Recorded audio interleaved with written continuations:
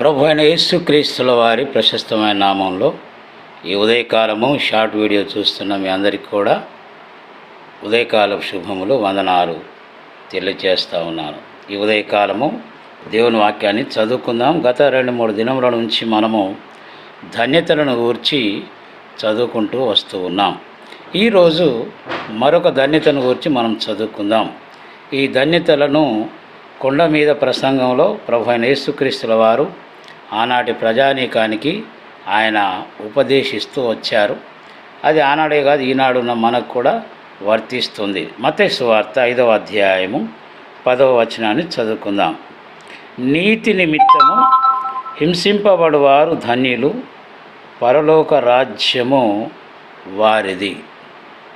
అవును, ఈ లోకంలో మనము జీవించేటప్పుడు ఈ లోకమంతా కూడా దుష్టుని స్వాధీనంలో ఉన్నదని దేవుని వాక్యం మనకు చాలా స్పష్టంగా తెలియజేస్తూ ఉంది.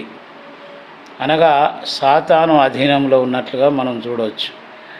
మన చుట్టూ ఈరోజు పరిస్థితులను చూస్తే అవినీతిమయంగా ఉన్నట్లుగా మనం గమనిస్తూ ఉన్నాం. ఎక్కడ చూసినా కూడా అవినీతి పెరిగిపోతుంది, లంచాలు పెరిగిపోతూ ఉన్నాయి.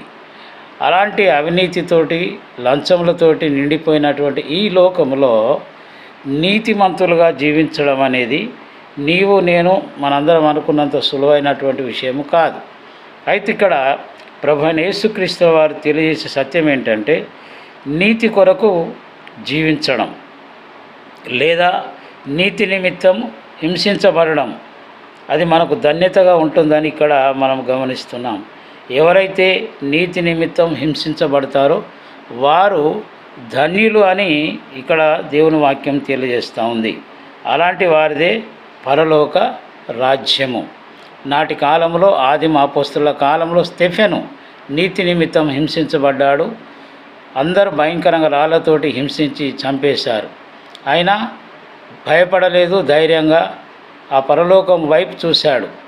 సింహాసనం మీద ఉన్నటువంటి దేవాది దేవుని చూస్తూ సంతోషంగా తన ప్రాణాలను దేవుని కొరకు సమర్పించినట్లుగా మనం చూడవచ్చు. ప్రియ సోదరి సోదరుడా, ఈ లోకంలో నీవు నేను కూడా నీతిమంతులంగా జీవించడానికి వచ్చే హింసలను ఎదుర్కొందాము. నీతిమంతులుగానే మనము ఈ లోకయాత్ర ముగించడానికి మనం సిద్ధపడదాం. నీతి కొరకు ఎన్ని హింసలు వచ్చినా సరే వాటిని ఎదుర్కొందాం, సహిస్తాం, భరిస్తాం. ఆ పరలోక రాజ్యాన్ని స్వతంత్రించుకుందాం. అట్టి కృప పరిశుద్ధాత్మ దేవుడు మనందరికీ ప్రసాదించునుగాక. అందరికీ వందనాలు. దేవుడు మిమ్మలను దీవించునుగాక.